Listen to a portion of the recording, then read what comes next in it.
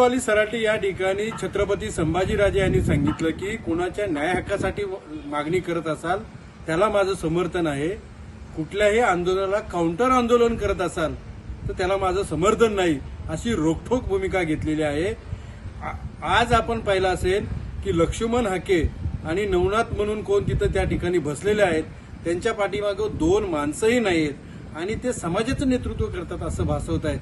हे अतिशय चुकीचं आहे। संभाजीराजे यांच्यावरती बोलणं म्हणजे सूर्यावरती थुंकण्यासारखं आहे।